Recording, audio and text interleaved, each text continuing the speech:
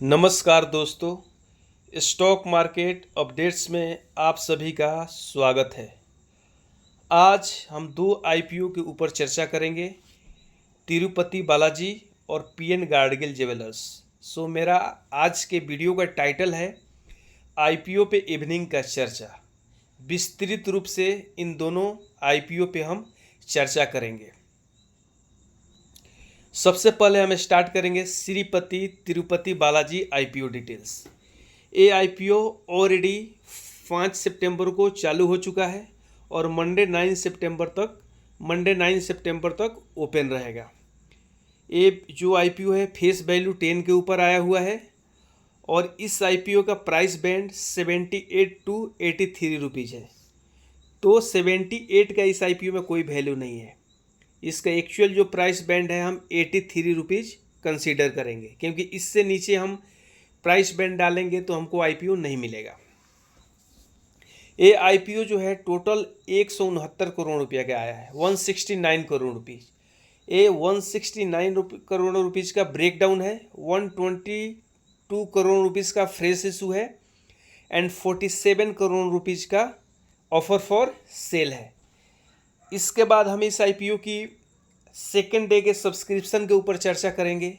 जैसा कि आप जानते हैं, किसी भी आईपीओ में जो क्यूआईबी सबसे ज़्यादा सब्सक्राइब करते हैं, लास्ट दिन जो आईपीओ का क्लोजिंग दिन रहता है उस दिन 1 बजे के बाद सब्सक्रिप्शन सबसे ज़्यादा होती है। बट इस आईपीओ में क्यूआईबी ने सेकेंड डे में ही 4.69 डे इंटू सब्सक्रिप्शन हो गया है क्यूआईबी का, और बिग एचएनआई का 27.84, स्मॉल एचएनआई इनका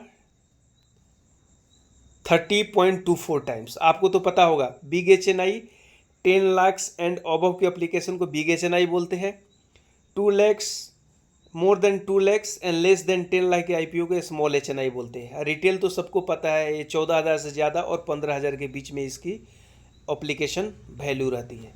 तो सेकेंड डे अगर हम इस आईपीओ को टोटल सब्सक्रिप्शन देखें तो 21.73 गुना गया है। इससे यह पता चलता है कि आईपीओ का जो बिजनेस है बहुत स्ट्रॉन्ग है, क्योंकि सेकेंड डे मार्केट में बहुत सारे आईपीओ है।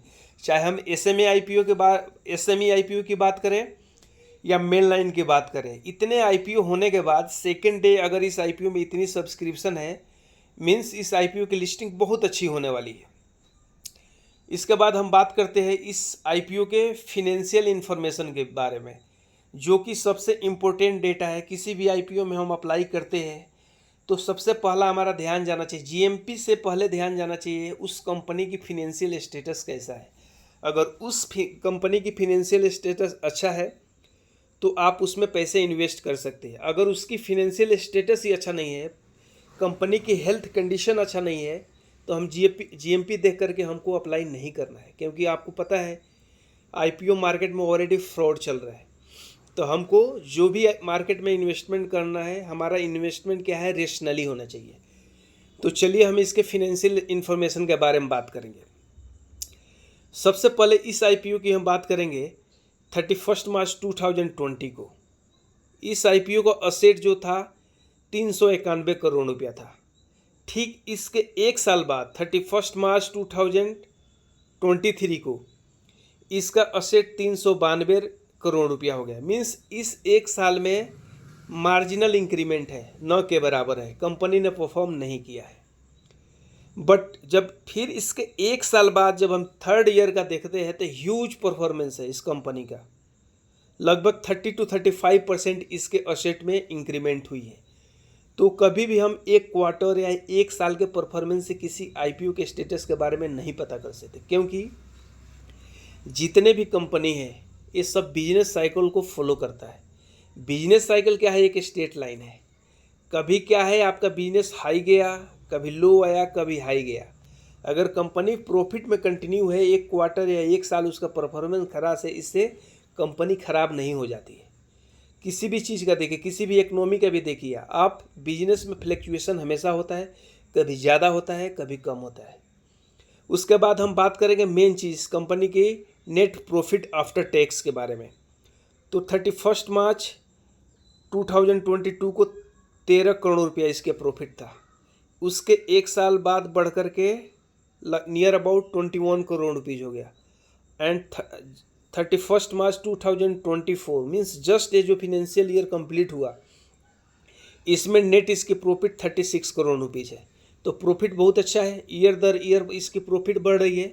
तो ओवरऑल अगर फिनेंशियल हेल्थ कंपनी का देखा जाए, ओवरऑल कंपनी का परफॉर्मेंस देखा जाए, तो मैं आप लोगों को बोलूँगा दोस्तों, एक कंपनी बिल्कुल अप्लाई करने लायक है और इस आईपीओ में अप्लाई कीजिए, क्योंकि आपको बहुत अच्छा प्रॉफिट ये कंपनी दे सकती है। इस कंपनी में आप लॉन्ग टर्म और शॉर्ट टर्म दोनों के लिए भी अप्लाई कर सकते हैं। और दोस्तों, एक मेरा आप लोगों से विनम्र निवेदन है, प्लीज़ इस चैनल को, स्टॉक मार्केट अपडेट्स जो चैनल है मेरा, इसको लाइक कीजिए, सब्सक्राइब कीजिए और अपने जो फ्रेंड सर्कल है उसमें आप शेयर कीजिए, ज़्यादा से ज़्यादा शेयर कीजिए, क्योंकि ये जो मेरा चैनल है बिल्कुल न्यू चैनल है। इस पे आपको प्रत्येक आईपीओ का, प्रत्येक शेयर का अपडेट्स आपको इस पे मिलेगा। इसके बाद हम बात करेंगे नेक्स्ट स्लाइड में इसके जीएमपी के बारे में। अभी फ़िलहाल इस आईपीओ की जीएमपी जो है 30 रुपीज़ के ऊपर चल रही है। इसका जीएमपी 30 रुपीज़ है और इसका इशू प्राइस 83 रुपीज़। मीन्स अभी के डेट में इसको जो मार्केट, ग्रे मार्केट में इसका जो प्रॉफिट देखेंगे 36% देखेंगे। और ये आईपीओ जो है 9 सितंबर यानी मंडे को क्लोज हो जाएगा। ये आईपीओ बिल्कुल अप्लाई करने लायक है। एटलीस्ट अगर आपके पास पैसे की कमी है तो कम से कम आप रिटेल में डालिए 15,000 के इन्वेस्टमेंट पे। मेरा पूरा विश्वास है आईपीओ मोर देन 50% आपको प्रॉफिट दे करके जाएगा। इसके बाद हम बात करते हैं पीएन गैडगिल ज्वेलर्स आईपीओ के बारे में। पीएन गैडगिल ज्वेलर्स आईपीओ 10 सितंबर से ओपन होगा और 12 सितंबर को इसकी क्लोजिंग है। ये आईपीओ का इशू साइज जो है 1100 करोड़ का है। इसमें 850 करोड़ जो है फ्रेश इशू है एंड 250 करोड़ जो है ऑफर फॉर सेल है। इस आईपीओ के फर्दर डिटेल्स जानने से पहले एक चीज़ पे आप लोग ध्यान रखिए, अभी तक हमारे मार्केट में जितने लास्ट 5 ईयर्स में ज्वेलर्स का आईपीओ आया है वो मार्केट में बहुत बढ़िया परफॉर्मेंस दिया है। आप किसी भी आईपीओ को उठा लो जो इससे पहले आया हुआ है, जो ज्वेलरी कंपनी से बिलोंग्स करता है, वो आईपीओ हम लोग को बहुत अच्छा प्रॉफिट बना करके दिया है। अगर जैसे हम मनोज वैभव ज्वेलर्स की बात करें, वो आईपीओ हमको इनिशियल स्टेज में 10 से 15% प्रॉफिट दिया, बट आप देखिए उसके 6 महीना बाद क्या परफॉर्मेंस रही। तो और उसके बाद अपार्ट फ्रॉम दैट पीएन गैडगिल जो ज्वेलर्स है, एक कंपनी बहुत रेपुटेड कंपनी है और बहुत डिमांडेड कंपनी है। और इसका जो फिनेंशियल स्टेटस हम फर्दर स्लाइड्स में बात करेंगे, इसका फिनेंशियल स्टेटस भी सुपर है। तो दोनों जो आईपीओ को मैं आज चर्चा कर रहा हूँ, प्लीज़ अपने जहन में रख लीजिएगा, 100% आपको अप्लाई करना है। कहीं से भी पैसे जुगाड़ कीजिए, बट कम से कम मेरा ये रिक्वेस्ट है कि आप 15,000 का अप्लीकेशन तो आपको डालना ही है। इससे ज़्यादा तो आपके पास जितना हो उसको अप्लाई कीजिए। उसके बाद हम बात करेंगे इस आईपीओ के फिनेंशियल स्टेटस के बारे में।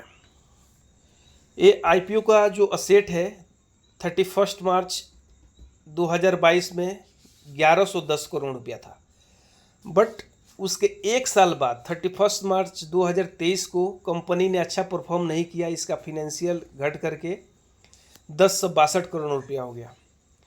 लेकिन यहाँ से एक साल बाद जब हम जस्ट जो फिनेंशियल ईयर अभी कंप्लीट हुआ है 31 मार्च 2024 की जब हम बात करेंगे, तो यहाँ से अराउंड 41% का ह्यूज जंप है इस कंपनी का। मीन्स देखिए, इस कंपनी वेल परफॉर्मेंस कंपनी है। आप एक साल के इसके थोड़ा फिनेंशियल परफॉर्मेंस कम हो जाने से इसकी कंपैरिजन नहीं कर सकते हैं। इस कंपनी का बिजनेस बहुत ज़्यादा साउंड है। अब इसके हम मेन लाइन एक प्रॉफिट आफ्टर टैक्स के बारे में बात करेंगे। 2022 में इसका प्रॉफिट 69 करोड़, ठीक उसके एक साल बाद 93 करोड़, और उसके जस्ट ये जो फाइनेंशियल ईयर कंप्लीट हुआ इसमें 154 करोड़। अब देखिए 93 करोड़ से 154 करोड़, अराउंड 60% का जंप। अब देखिए कितना इस कंपनी का जो बिजनेस है साउंड बिजनेस है। तो ये दोनों आईपीओ बिल्कुल अप्लाई करने लायक है, आप लोग प्लीज़ इसको अप्लाई करें। इस आईपीओ की अगर हम जीएमपी के बारे में चर्चा करें तो इसका इशू प्राइस 480 रुपीज़ है और प्रेजेंट जो जीएमपी है 180 रुपीज़ है। मीन्स अभी के टाइम में इसको 38% इस पे आपको नेट प्रॉफिट मिल रहा है। बट मेरा एक्सपेक्टेशन ये है इस कंपनी का लिस्टिंग नियर अबाउट 60 to 70% के बीच में होगा। मोस्ट डिमांडेड कंपनी है। और लास्ट में आप दोस्तों से फिर से एक बार रिक्वेस्ट करूँगा, प्लीज़ मेरे इस स्टॉक मार्केट अपडेट चैनल को लाइक करें, सब्सक्राइब करें, अपने दोस्तों, संबंधियों, विद्यार्थियों के बीच में इसको शेयर करें और ज़्यादा से ज़्यादा सब्सक्राइब करें। मुझे विश्वास है आप लोग मुझे सपोर्ट करेंगे, लाइक करेंगे, सब्सक्राइब करेंगे और ज़्यादा से ज़्यादा इसको शेयर करेंगे। जय हिंद, जय भारत।